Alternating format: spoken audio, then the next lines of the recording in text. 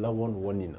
est-ce que l'ambition boobu ñu leen bëggoon empêcher taxul ba ñu am certains excès yoo xam ne def nañ ko sur le plan comportemental mën nañ ko comprendre noonu bien. merci beaucoup question intéressante comme ni nga ko waxee. lu am solo la remarque bu Sénégalais yu bëri def la. j'allais dire qu'on a élu des députés par erreur. pour extrapoler j'allais dire ça. Oui. Parce que malheureusement am na ñoo xamante ni ils ont pas été préparés et quand je parle de ça moi je parle d'abord de l'opposition dans laquelle je suis. loolu mooy la première chose. mais on ne parle même pas de l'autre camp. xam nga dafa am benn ay bu am solo. j'aime pas trop parler de ça mais c'est important gis nga yàlla bi muy wax yonent bi pour moi jigéenu jullit yi nañuy muuru daf na ko yaa ayyuhan nabi qul li azwajika wa banatika wa nisaa'il mu'minin yudnina alayhinna min jalabibihinna xoolal yàlla ni muy waxee yow yonent bi waxal sa jabar waxal say doom doo ko wax keneen Macky Sall mos nga ko dégg mu critiqué ñi mu njaboote wala defuñ dara mais c'est ça le malheur en fait tu le dis avec cœur meurtri lu nekk la ñu def tey pourquoi on parle aujourd'hui ay député bu taxaw ci table et kenn questionné wul loolu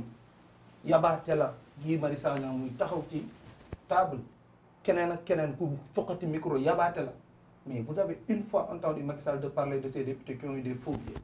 de ces députés qui ont fait donc des passeports diplomatiques mu libéré leen bàyyi leen fi ak yeneen li ma bëgg a wax mooy gis nga li couveuse volée c'est un point très important en matière de communication moo indi la guerre du Koweït des couveuses volées ay nit yu taxaw créer de belles histoires jël ci benn aspect bu ndaw bëgg cee taal dëkk bi loolu dafa yàgg am Sénégal il est temps que Macky Sall mu xam ne il est lui le président d'abord de tous les Sénégalais quand il parle on vous a élu c'est pas sélectif c'est mayu leen benn marge da ngeen war a xam ne vous êtes le député de tout le monde mais lui aussi il est le président de tout le monde il doit lui par lui-même commencer par préserver donc cette institution qu'il parle ñaata yoon gars yi ce qu'il parle dafa dangereux li ñu njëkk a wax mooy que ni nam tàmbalee waxuñu fi ñu egg ci xuloo bi de fa coow li tàmbalee mooy les choix n'ont pas été bien faits loolu la ñu wax ces ministres là fan sax la ñuy toog ce vide juridique là fan sax la ñu ko def ñooñu nga xam ne ils sont ministres et députés bu ñu ñëwee assemblée xamuñu woon fi ñu toog on vous a dit que depuis ñu proclamer les résultats ils ont 8 jours pour démissionner en tout cas deux des deux postes kan moo ko ci def mais man li ma bëggoon mooy waxuma sax Macky Sall moom mu ñëw def mu édifier ma mais li metti ci APR ak ñi ko wër mooy yat bi la ñuy yor est-ce que dégg nga benn ministre wala benn waaye bu ci génn édifier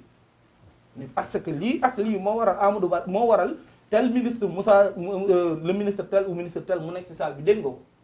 le choix de ce vieux là lii moo ko waral dégg nga ko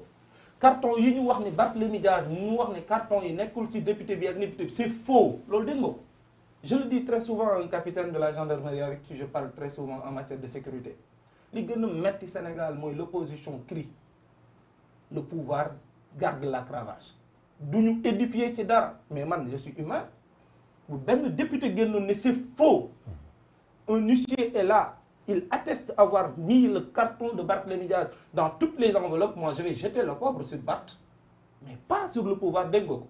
doo ko dégg le discours est d'un seul côté la communication est d'un seul côté conséquence amertume totale au niveau de la population sénégalaise ngay dégg lu waa ji mën a def muy Barthélémy Dias muy leneen je répète personne ne le cautionne c'est de l'impolitesse notoire waaye la ko justifié da koo raw justifié on peut pas dire justifié mais de toute façon moi je veux que celui-là qui compte qui se fait le paternel donc ou le patriarche donc de ce pays-là qu'il puisse parler sa doom yi bu ñu tooñee da nga wax kii moo tooñ kii waroo def li kii waroo def le mais sa doom bee tooñ ba rayante am fa jamante am fa sax bu fa amoon sax laa mun ci wax yow waxoo li indi coow li loolu du yoon te gis nga Montesquieu dit qu'il n'y a pas de plus cruelle tyrannie que celle qui se joue sous l'ombre des lois par les couleurs de la justice. On ne peut pas utiliser les lois et les fouler ko. Tu me parles d'un comportement animal ou quel que soit même le caractère que puisse lui donner mais nga focus sur loolu rek waxoo leneen bi loolu dafa ëpp. te loolu mooy li metti Sénégalais yi. D'accord alors Pape Djibril est-ce que pour autant Macky Sall wax na ko le président de la République déploré na li xew Assemblée nationale est-ce que pour autant waa Benno Bokk Yaakaar ñoom ils sont irréprochables objectivement. Objectivement waa Benno ce jour-là ils étaient irréprochables je vous dis exactement. man su ma nekkoon foofu nekk député est-ce que vous pensez que Guy Marius Sagna dinaa ko bàyyi mu jël urne bi dem ak moom dama ko fay fekk parce que xale bu góor la ils ont été des républicains xam nga Benno la seule chose ma leen di wax et li ma regrette d'ailleurs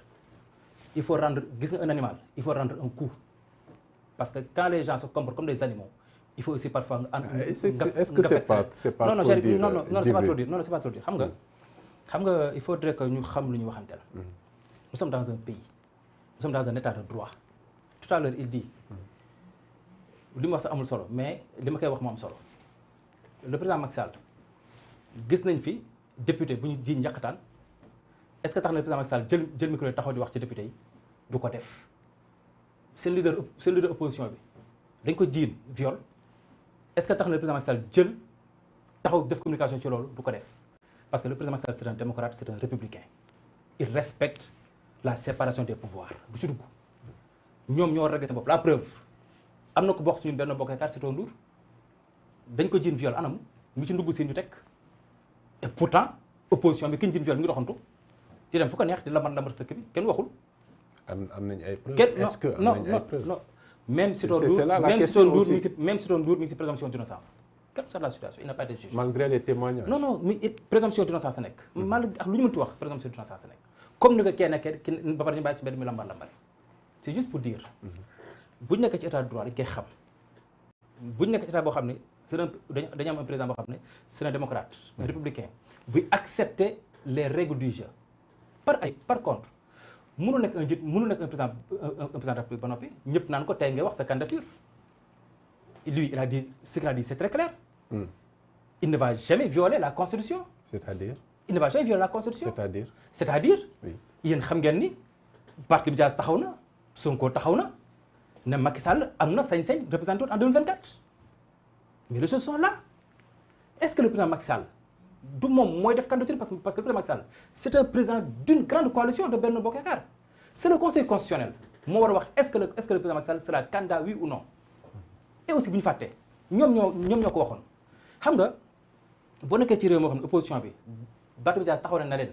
dama leen naxoon mais xamoon nañ ni Ablaye Wade amoon na sañ-sañ dépose candidature en 2012 Barthélémy Dias moo ko wax kenn sax lu ko dem moom moo ko wax mu ne ñu da leen naxoon dañ bëggoon rek juste rek nit yi jël Ablaye Wade noonoo ko moo tax ñu leen amul sañ-sañ waaw kooku léegi moo taxawaat ne Macky Sall am na sañ-sañ def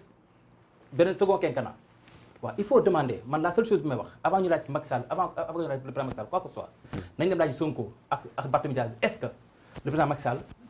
a le droit de se présenter en 2024. bu ñu tontoo non bu ñu tontoo non bu ñu tontoo nee nga conseil constitutionnel mooy tontu ci loolu. déedéet non mais d'abord ñoo ñu waxoon. il faut aller les demander li ñu waxoon. ndax dañ ko yàbbi wala dañ koy lekkaat ba pare ñu doog a lijjanti question bale parce que kee waxagul donc juste pour dire que encore une fois gis nga bu ñu nekkee ci réew. sànq maa ngi dégg monsieur Fall mu wax lu dangereux c'est-à-dire que nga ne yow xale bi dafa jël mag mbéj exemple maanaam ku tooñ. xale bi jël na mag mbéj ko nga ne ko non d'accord mbéj nga. waaye waroo woon mbécc ndaxte est-ce que tu penses que ñun Sénégal bi ñu ne nga xam ne Sénégal président Macky Sall wax na ko état Sénégal bi ñu nekk réewu jàmm la réewu dal la réew moo xam ne tout a été créé fondé ci cohésion sociale. sur la question des bulletins à l'Assemblée nationale. waaw yi ñu doon wax ne farajëm lépp loo xam ne c'est dañ ko def ci cohésion nationale maanaam loo xam ne lu jàmm amul rek baaxul le président Macky Sall loolu la foofu la waxee. moo war a fait ba waa Benno li ñu ci mën a wax mais bu leen fàtte l'opposition a boycotté xam nga l'opposition boycotté parce que l'opposition ba mu ñëw ce jour-là elle n'était pas venue pour defee élection dafa ñëwoon pour saboter élection parce que non dañu ñëwoon pour saboter élection parce que xam nañ ni ñoom ils ne s'entendaient pas parce que bu leen fàtte Yewwi moo fa nekkoon Yewwi am candidat et à l'intérieur de Yewwi il y avait pas un consensus parce que y avait la candidature de Ahmed Aïdara il y avait la candidature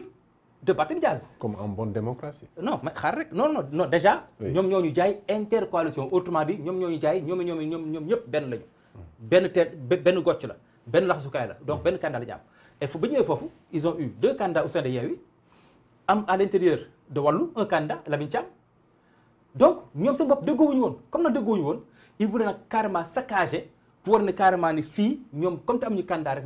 bu dara jàll far yàlla def ni benn ñu fa nekk c'est des républicains c'est des hommes qui ont servi l'État parce que boo xoolee jour boobu la posture du président Amadou Mame Diop la posture du ministre Aly Ngouille Ndiaye Diouf Sarr et autres c'est des postures d'homme d'État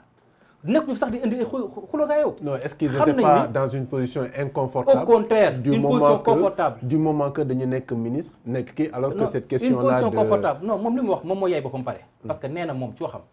nee na ñooñu amoon nañu pour 8 jours. on a installé la